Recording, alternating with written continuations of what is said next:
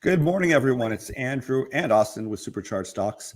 Today, we're going to talk about Newfoundland as a whole, but in particular, we're going to talk about K9 Gold, and we've got Chris Healey here to walk us through what's happening over there, because we've kind of left it out, not on purpose, when we've been talking about all that's happening within Canada, within mining, and this whole shift and change. And it was about time that we focus on a lot of the great stories, a lot of the great things that are happening in Newfoundland in particular.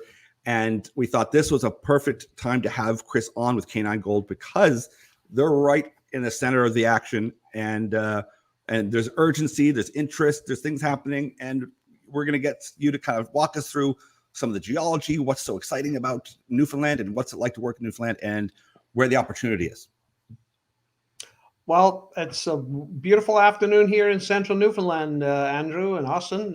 And thank you for having me on your show.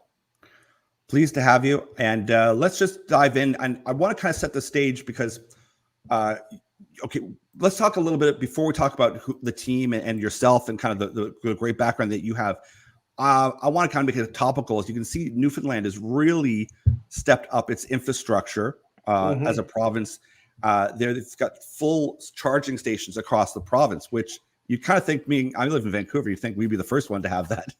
But it's neat to see this prototype that they've put into account to realize the biggest hurdle for people to go electric was, well, where am I going to charge these cars up? So it's really cool to see this is already implemented.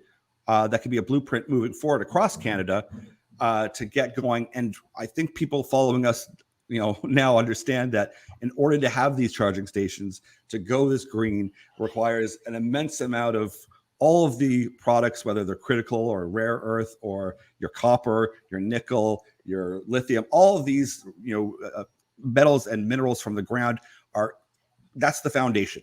And it sets the stage for a province that's very well known for mining, for drilling, and has been getting a lot of attention in the news. And you can see here, it's right across the province. It opens up and can let people see that this future, this green future that really means mining, is happening and it's coming. And also, I'll throw in just as a commentary, with Trudeau winning the election, part of his mandate in his agenda moving forward was this recognition of mining. So we're hopefully sitting in this cusp of at least the next 4 years of a change in narrative of how people view the space and how it's being integrated appropriately into this green movement. Yeah, and of course, the green movement, electric cars and everything, they all need metals, minerals. So mining obviously has to be an ongoing critical component of that plan. And interestingly enough, with Newfoundland and having this new network of high-speed charging stations, so that covers the Trans-Canada Highway, which is just a few kilometers north of our property, and that's one of the really nice things about the whole of this play in central Newfoundland, is that the infrastructure is really good. I've worked in many mining projects where you've got to fly in by float planes, helicopters, or drive for hundreds of kilometers on gravel roads. We've got the Trans-Canada Highway with fast charging stations right next door. That's huge. So maybe kind of walk us through what that infrastructure is like, and also just the kind of the sense of working with the government there, because I think that lets people kind of understand the ease, rather than if you are somewhere where it's far off in Ecuador or in Congo, where it's very different, not only as infrastructure, but working with the people trying to implement change. Newfoundland's pretty much open to business. Well, yeah, and of course, with the economy here, first it was the cod industry 20, 30 years ago. Now the oil industry is really struggling. We're located in Grand Falls. I'm sitting in a very nice rental house here that we have as our headquarters, right in Grand Falls. Everybody I talk to locally is just so excited about what's going on in this whole play in central Newfoundland with Marathon at the pre-feasibility study stage. They're talking about $1 billion development, capital investment, that 500 permanent jobs, 500 spin-off jobs, and who knows what else. I don't think it's been calculated what the other spin-offs. You bring one more mine in, and boy, that's full employment around here. You're going to have to bring people in, and the people love it because it's what they need here. They need that investment in good paying jobs. And yes, so not everywhere you go in the world are you welcome in the mining business, but here we certainly are. And then on a smaller scale, more local scale for us. Last time we talked, I talked about a trenching program we had just completed. That's a 15-minute drive from where I'm sitting right now. Yes. Where our drill is sitting right now, it's maybe 30 minutes. Wow. That includes 10 minutes walking in because it's a bit too muddy to drive your truck. You'll keep your coffee warm, basically. Your coffee's still warm. You'll get to the site. Yeah. We had to, one of our geologists had to get up early in the middle of the night to go and shut the rig down. So it's simple. The drillers call when they're about 1 or 2 runs short of the target depth. Geologist is out there by the time they got there, and either shuts the rig down or keeps going. Makes the call. So it's very easy to get to everywhere we go. The whole property is pretty flat. There was no real hills. A lot of historic logging. And this probably is true of every project in central Newfoundland. So you've got lots of logging trails everywhere. We can drive just about everywhere and pick up trucks. And if we can't, we take our side-by-side four-wheelers or whatever we're using.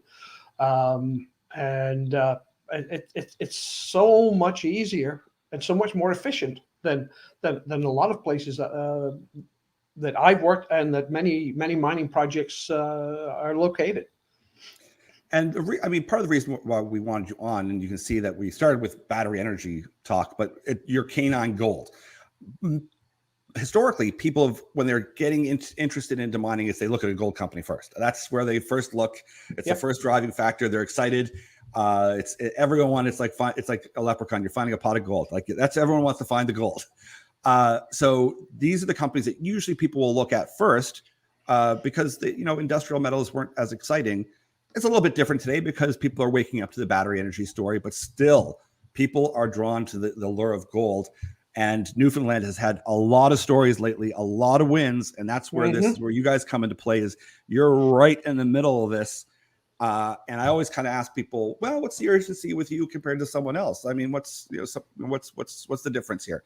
And there is, because you've got still ongoing drilling that you're doing, but you've got a lot of core that's already being assayed. And we kind of talked about it. Maybe it's next week, maybe it's 3 weeks, maybe it's 6 weeks. We don't know, but that's the play right now. Is maybe you can walk us through where you are geologically and next to some other competitors and whatnot, the data set that you have, and then of course you're waiting for results, and that's the key. Is that it's just the patiently waiting. No, not patient. My fellow directors are calling me every day. Have we got the assays yet? Because it's been a while, and I'll get to that in a moment. Right now, we're well into our drill program. We've, as of this morning, about 4,200 meters and 15 holes completed. And we're waiting for assays, which is the frustrating part. I can say that we are seeing enough interest in the core that we can keep going. And we're seeing the sort of features that we would be looking for. Just to back up a bit, we are located at the north end of our property where we've concentrated our drilling. We're immediately adjacent to Sokoman Minerals, their Moosehead property. We know from public information from Sokoman that the proximity to shearing, major shear zones is critical for their mineralization. We have a significant amount of shearing that's been interpreted from our geophysics, and that's where we're targeting our drilling, right close to the boundary with Sokoman. So that's where we would expect to get our most likely hits. So you can see there in this map, Yeah. right up in the northeast, next to Moosehead. That's where we're drilling. And you follow that trend down to the southwest. There's Valentine, 3 million ounces. 3 million ounces there. And then, of course, Newfound on the other side. That big oval-shaped area that right there, that's the Mount Peyton complex. It's a major intrusive body. What that is that's probably the heat source that generates the hydrothermal fluids that will mobilize the gold from the basement rocks into fracture zones, quartz veins, and whatever. So you've got the same conditions both sides all around that major intrusion. Newfound, of course, on the east side, and that's where we're drilling, and we are pretty optimistic. The assay results, of course, are frustrating for everybody. I was actually at Springdale Eastern Analytical yesterday, dropping off some samples, and they've got a big backlog. They have increased their staff from about 10 last year to, I believe it's about 85 right now. Holy. They've added people, they've added shifts, they're building more capacity. They've got buildings in, they've got power, new crushers, new fire assay facilities, except they can't get all the parts. Yeah. So it's a real trickle down from the amount of work that's going on, not just here, which, we hadn't mentioned this, but I firmly believe that this is probably the biggest exploration play in the world right now, the central Newfoundland gold. But elsewhere in the world, there's all kinds of you full suite of battery metals, of course, going big time. And so there's huge demand on the assay labs. We were talking the other week to pretty much every lab in Vancouver, inquiring about their turnaround times, and typically, I don't know if they're much better. Maybe they are. In fact, typically what labs will offer is rush service at twice the cost. Yes. Right now, some places are saying, well, rush service is 5-6 weeks. Most labs are saying we're not taking rush samples. We can't do it. Yeah. We can't. We just can't do it. Yeah. It's everywhere, and the trickle down from the work that's going on, then the parts manufacturers for expansions. Sure. So we just got to be patient. Yes. It's painful. But I'm optimistic we'll start getting some results coming in fairly soon. In the next few weeks, and I've done a bit of a disservice. I've done a bit of a disservice here too, because I think anyone listening is caught on that you are a professional geologist with over 50 years of experience. And also to put this in context is I think you started your career with International Nickel, which is Vale Limited. So I'm going to assume it's the Vale project here in Newfoundland, but could be somewhere else. But interesting that Vale has a huge Northern Manitoba. Northern Manitoba. Oh, okay. Yeah. And also you worked with Cameco, so you've got some uranium background there as well. Yeah. So I think people would have gathered that since you're talking about intrusives, you're talking about the geology, that, this must be the geo. So it definitely is. You're very well versed in this. You understand it, and you can speak highly confidently about what you're seeing in this zone and in this space. Well, I tried to do my best. Right now, I see my home is on a big island on the other coast. So traveling back and forth from Nanaimo to Gander every month, it's it's a long trip. Makes you Yeah. realize how big this country is. Yes, yes, and And also you know, dramatic landscape in the sense that I mean you've got the it's quite a bit of forestry there as well. Mhm. I'm going to say it would look almost similar, but maybe more rugged out there. Is it or is it? But it may seem like you're just going from one place to the next that looks the same. Well, compared to BC. Yeah, You say? like Nanaimo, Well, BC, you don't have the high mountains and the yes, the of steep course, it's more, valleys yes, and yes, the really rugged, except maybe on the northern peninsula, the west coast, the Grossmorn Park and everything, which is some spectacular scenery. Every Canadian should visit there. It's an incredible place to visit for tourism. And well, as is the whole island, you know, if you've not been to Newfoundland, the culture is so different from mainland Canada. I mean, it's a very strong Irish heritage here, yeah. And it really shows. And the people are wonderful. They have kind of some. You have to get used to the language. It's a bit. Some of the words they use are not what we would normally use in mainland Canada, but you get used to it, and they're fun-loving people and hard workers. We've got a couple of local people working with us that are just salt of the earth. They're just great people, and hope we'll hire more locally as we grow. We would expect to be bringing in much more local people. That's phenomenal. And Chris, I know you mentioned there talking about Newfoundland and saying it might be the biggest gold play going on in the world right now. You guys recently joined the Newfoundland Gold Strategic Alliance. Do you want to talk about that? Walk us through what that looks like and the benefits of being associated with a group like that? Well, it's I would say not just the biggest gold play, but perhaps the biggest exploration play, period, in the world right now.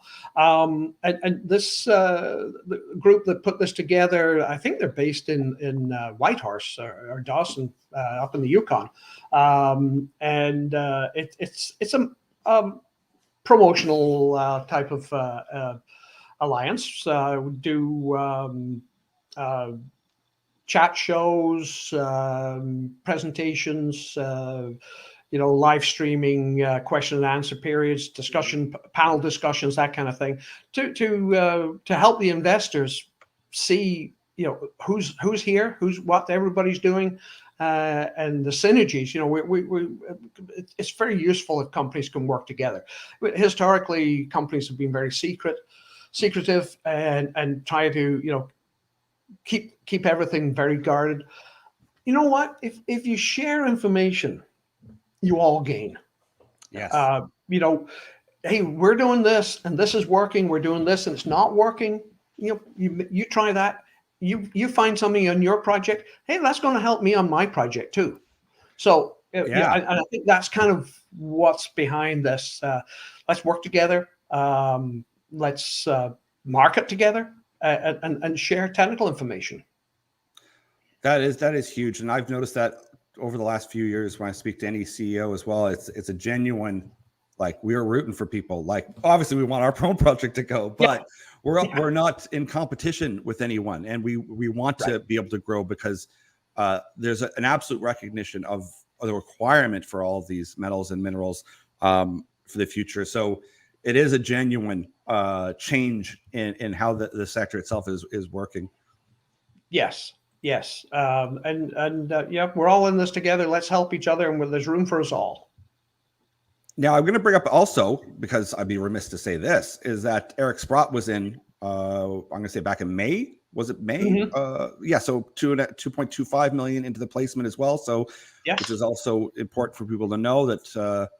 I mean, it's recognition of you're sitting right in the middle of this thing, and just put things into context for people to see. Okay, here's a shot at the right area with expertise and team, with a good stock price to take a swing at. Yes, results are already in. We're just waiting for the results, so it's not like you're gonna have to wait for a year or 6 months, or that there's a program being put in place. That's what the exciting play I see here, or the story that's ongoing and developing. Mm-hmm. Yeah, absolutely. Like you say, the results should be coming fairly soon. We've had core at the lab for a while now, and all indications are we're getting to the front of the queue, and we will have some numbers before too long. I can't say when. I don't know, but it's coming up to be our turn.